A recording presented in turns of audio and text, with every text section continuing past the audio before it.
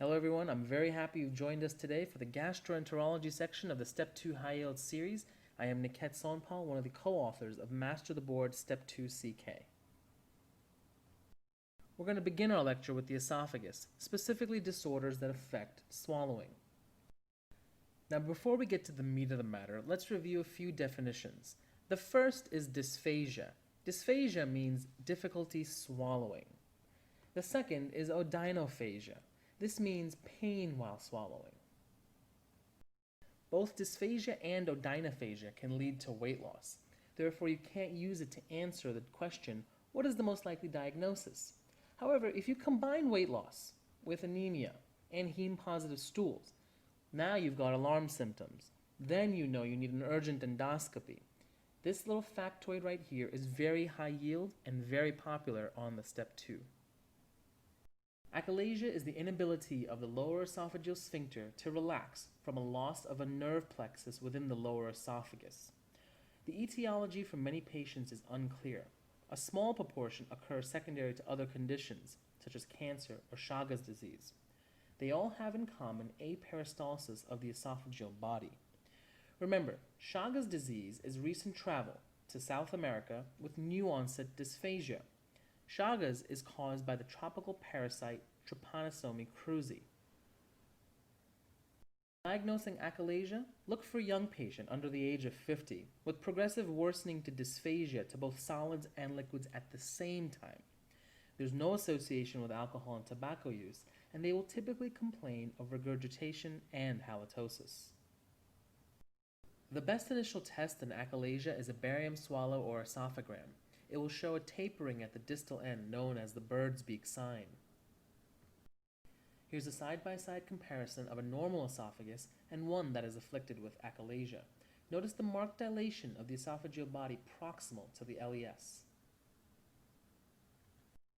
The most accurate test in diagnosing achalasia is manometry. In manometry, a probe is placed into the esophagus that measures the pressures of the concentric and longitudinal muscles. The hallmark finding you need to know for the USMLE is the following phrase. There is incomplete relaxation of the LES in response to swallowing. There is also high resting LES pressures and absent esophageal peristalsis. A chest x-ray to diagnose achalasia may show abnormal widening of the esophagus, but it's neither very sensitive nor very specific. Chest x-ray is never the right answer to diagnose achalasia. So if you see it as a choice, cross it out. An upper endoscopy for the diagnosis of achalasia has low yield because it shows normal mucosa. However, if there are alarm symptoms such as anemia, heme-positive stools, and weight loss, you must do an EGD. Now, achalasia cannot be exactly cured. All treatment is based on simple mechanical dilation of the esophagus, most specifically at the lower esophageal sphincter. The mainstay of treatment for achalasia is direct dilation or relaxation of the LES. This is a bougie dilation which is placed sequentially with larger sizes to dilate the LES. It's effective in 80 to 85% of patients. However, repeat sessions are necessary as it's not permanent. A second form of treatment is to inject botulinum toxin directly into the LES. The botulinum toxin interferes with the neuromuscular junction and causes relaxation of the LES. The problem is, it will relax the LES, but effects wear off in about 3 to 6 months, requiring re-injection. The third and most final treatment for recurrent achalasia is surgical sectioning or myotomy. These are for cases refractory to dilation and botulinum toxin. This is known as the Heller myotomy. Esophageal cancer is an important cause of dysphagia. Look for a patient who's over the age of 50. They have dysphagia with solids first, then progress to liquids. There's an association with prolonged alcohol and tobacco use, and many of these patients have had GERD for more than 5 years. The most accurate test for the diagnosis of esophageal cancer is endoscopy. It allows direct visualization and the ability to obtain tissue. Barium swallow may be the best initial test, however it only shows an abnormal contour to the esophagus and thus cannot diagnose as there is no tissue sample. Remember, if there's no tissue, there is no issue. CT and MRI is not enough to diagnose esophageal cancer. It can only be used to determine the extent of spread into surrounding tissues. PET scan is used to determine the contents of anatomic lesions if you're not certain whether they contain cancer or not. Surgical resection is the best thing to try, and it is the only cure for esophageal cancer. Chemo and radiation are used in addition to surgical removal as adjuvant therapy. For patients with very advanced esophageal cancer, stent placement can be used to keep the esophagus open, but note this is purely palliative and it's only to improve the symptoms of dysphagia.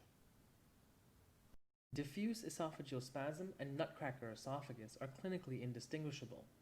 They both are going to present with severe sudden onset of chest pain that's not related to exertion. The most important part of working up esophageal spasm is to make sure that cardiac causes of chest pain are ruled out. Therefore, you must get an EKG and stress test. What you'll find is they're normal. The best initial test is an esophagram. After that, you'll also learn it's normal. The most accurate test is the manometry. It's going to show abnormal contraction in various sections of the esophagus. The only way to distinguish between diffuse esophageal spasm and nutcracker esophagus is through manometry. Each one has a different abnormal contraction pattern. You don't need to know them for the USMLE.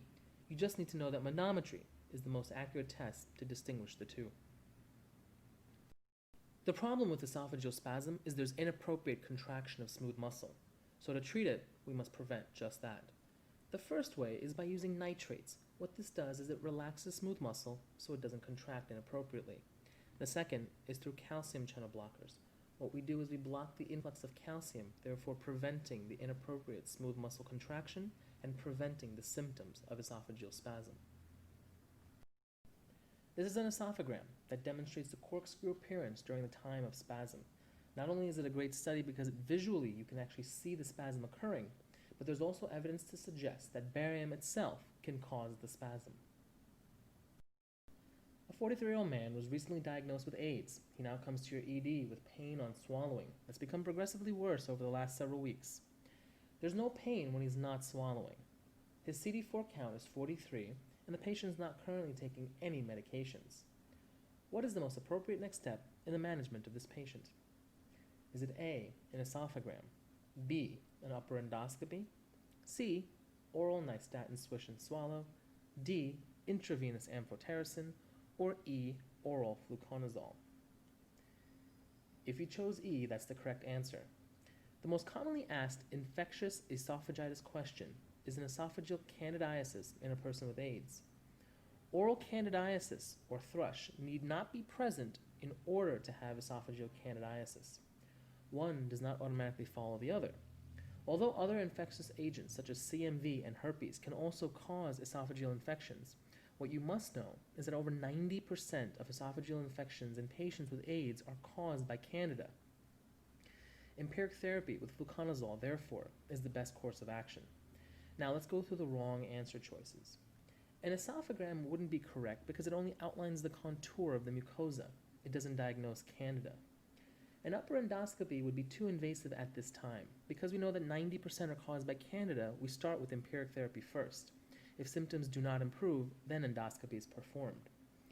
Oral nystatin swish and swallow is not sufficient to control esophageal candidiasis. It really only treats oral. Intravenous amphotericin is used for confirmed candidiasis not responding to fluconazole. Therefore, it would be considered too much of a big gun.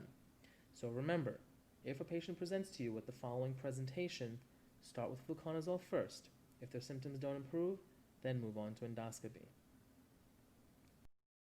Now let's go through the decision tree for a person with infectious esophagitis. If a patient presents to you with a CD4 count less than 100 and he has dysphagia or odynophagia, then over 90% of them will have candidiasis. We learned this on the last slide. You do not need to have oral thrush, remember this. So now what do? Well, you treat them with empiric fluconazole. If they've improved, you continue therapy with empiric fluconazole and you start heart therapy. That seems very straightforward. However, if the patient does not improve, then it can be two other causes. So therefore what you do is you perform an endoscopy and take biopsies. This is going to show one of two things. It will either show large ulcerations in the mucosa. This is going to be CMV. You treat CMV first line with ganciclovir. Second line is foscarnet. If you perform an endoscopy and you see small, shallow, multiple ulcerations, then that's herpetic esophagitis. You treat this with acyclovir. Now I want to show you an image of candidal esophagitis. The boards nowadays has been known to include multimedia images, so it's important for you to be able to not only know the information, but also to be able to see the information. This is an example of someone with diffuse candidal esophagitis. Those white plaques are the actual candida in the esophagus. Now, there are two important causes of dysphagia that are anatomical deformities. The first is known as Schatzki ring with accompanied Plumer-Vinson syndrome. Both of these can cause dysphagia. Here's an example of a Schatzki ring. A Schatzki ring is often due to acid reflux. It's really associated with hiatal hernia, and it's a type of scarring or tightening. It's also known as a peptic stricture of the distal esophagus. These Schatzki rings actually are associated with intermittent symptoms, not constant. The treatment for them is pneumatic dilation. As you can see in this image, there's concentric narrowing of the esophageal lumen. One favorite board question is steakhouse syndrome. It's dysphagia from a solid food, but in reality, the food isn't so big. It's actually stuck due to a Schatzki's ring. Plumer-Vinson syndrome is another type of anatomic deformity. It's a triad of dysphagia due to esophageal webs, iron deficiency anemia, and glossitis. It's similar to Schatzki's rings, except that they're more proximal in the esophagus. They're diagnosed the same way, however, by barium esophagram studies. The treatment is actually very different. It's not pneumatic dilation. The treatment for Plumer-Vinson syndrome is actually iron replacement.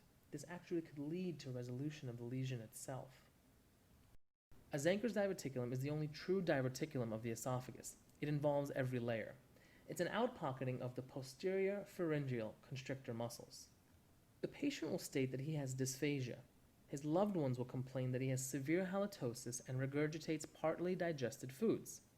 Another presentation that's common is a patient who presents with recurrent right lower or right upper lobe pneumonias. This is from chronic aspiration. Here's an example of someone with a Zenker's diverticulum. Note the two different lumens. The best test for a Zenker's diverticulum is a simple barium esophagram. It's going to show a large outpouching in the posterior segment. Here's a live barium swallow. Notice that after barium is swallowed, there's an actual outpouching right there on the right-hand side of your screen. That's the Zenker's.